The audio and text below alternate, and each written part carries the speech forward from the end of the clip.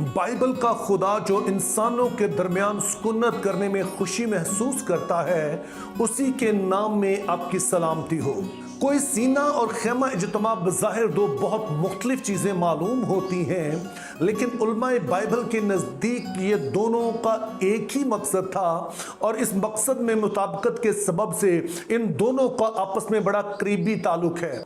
आज की इस वीडियो में हम इसी ताल्लुक पर गौर करेंगे, जिसके सबब से हम समझ पाएंगे कि इन दोनों में क्या मुताबिकत पाई जाती है। इस बात को बेहतर तौर पर समझने के लिए 3 नकात हैं जो मैं आपके साथ शेयर करूंगा, जो दरअसल हमारी मदद करते हैं ये समझने में कि खुदा इंसान के साथ जो रिश्ता रखता है वो किस तरह से काम करता है और इस रिश्ते के ठीक काम ना करने में कौन सी चीज है जो रुकावट बनती है। तो पहली चीज जो बाइबल मुकद्दस हमें खुदा के बारे में बताती है वो ये है कि खुदा पाक है। यूं तो बाइबल मुकद्दस में पाकीज़गी का जो तस्वुर है वो इंतहाई वसी मौजू है और इसके लिए हमें बहुत सारा वसी वक्त भी चाहिए, लेकिन वक्त की कमी के सबब मैं सिर्फ इसके एक पहलू पर बात करना चाहता हूं।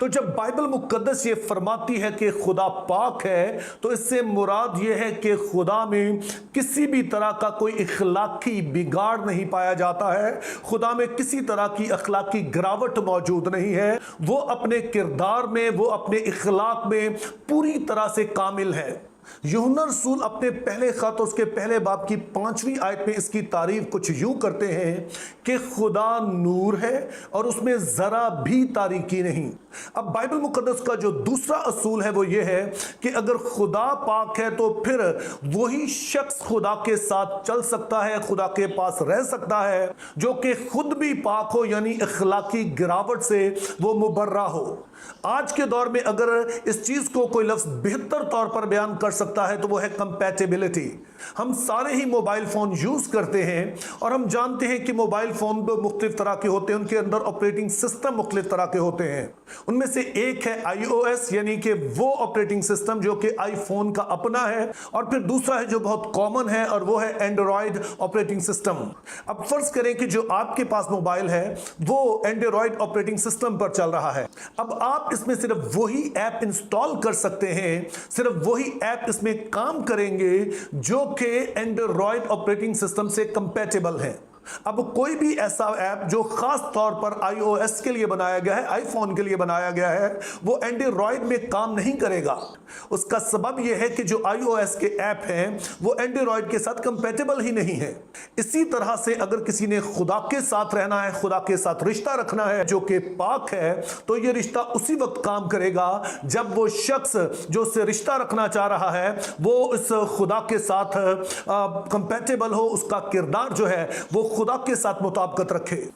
अगर कोई ऐप आपके मोबाइल फोन के ऑपरेटिंग सिस्टम से कंपैटिबल ना हो तो ज्यादा से ज्यादा यह होता है कि वो उसमें काम नहीं करता है या इंस्टॉल नहीं होता है। लेकिन अगर हम खुदा की बात करें जो कि पाक है, तो कोई ऐसा शख्स जो कि कंपैटिबल नहीं है, जिसका अपना किरदार खुदा से मुताबिकत नहीं रखता, तो ये इंतहाई खतरनाक साबित हो सकता है। ऐसे ही कि जैसे बिजली की 2 तारें होती हैं, एक अगर पॉजिटिव है और दूसरी नेगेटिव है, और आप उनको आपस में जोड़ दें तो आप सोच सकते हैं कि क्या होगा, एक धमाका होगा और जिसके नतीजे में बहुत सारा नुकसान भी हो सकता है।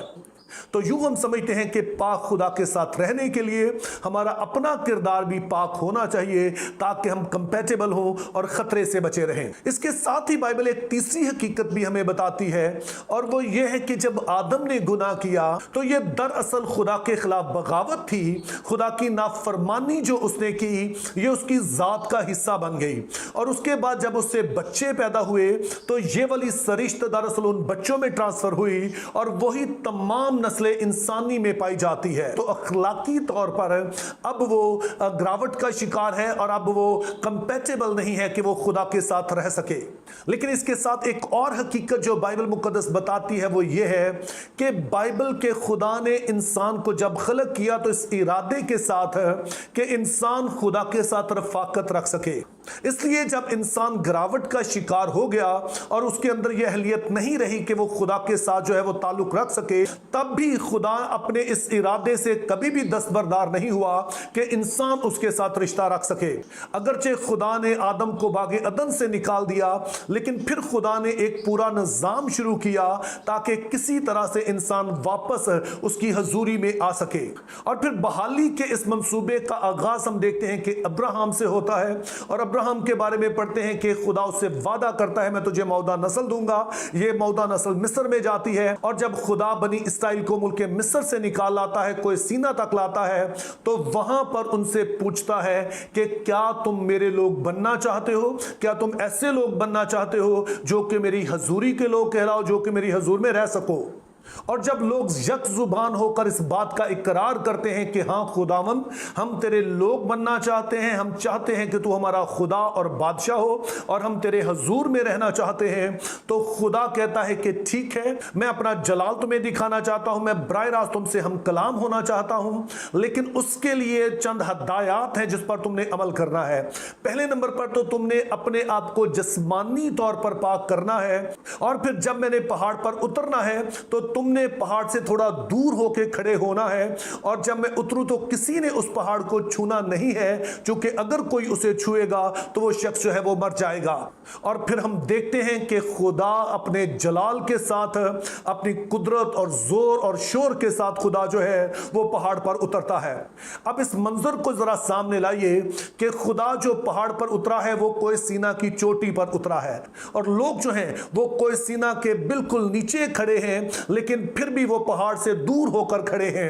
اب اس منظر میں ایک بڑا ہی خاص پیغام دیا گیا ہے، وہ یہ ہے کہ اگرچہ بنی اسرائیل کو خدا نے خود اپنے لوگ ہونے کے لیے بلایا ہے، لیکن اس کے باوجود بھی وہ اس قابل نہیں ہے کہ وہ پوری طرح سے خدا کے حضور میں آ سکیں۔ تو خدا اگرچہ کہ وہ ان کے پاس ہے، لیکن پھر بھی ان سے بہت دور ہے، اور یہ انتظام خدا اس لیے کر رہا ہے چونکہ انسان جو کہ گناہ کی حالت میں ہے، اس کے لیے یہ ممکن نہیں ہے کہ وہ خدا کو کھلی آنکھ سے دیکھ سکے اور خدا کے بہت قریب آ سکے، لیکن چونکہ خدا کی خواہش ہے کہ وہ لوگوں کے ساتھ رہے، تو پھر کوئی سینہ کی صورت میں وہ ایسا انتظام کرتا ہے کہ وہ ان کے درمیان بھی رہے لیکن ان سے دور بھی ہو، وہ ان کے سامنے بھی ہو لیکن ان کی آنکھ سے اوجھل بھی رہے۔ لیکن ظاہر ہے یہ رشتہ ایک دو دن کا تو تھا نہیں، اس رشتے کو تو مسلسل چلنا تھا، اس کے ساتھ ہی رہنا تھا۔ ابھی بنی اسرائیل نے جو ہے ملک موعدہ کا سفر بھی کرنا تھا، اور پھر ملک موعدہ میں جا کر ظاہر ہے وہاں انہوں نے سکونت بھی کرنی تھی، اور وہاں پر بھی خدا نے ان کے درمیان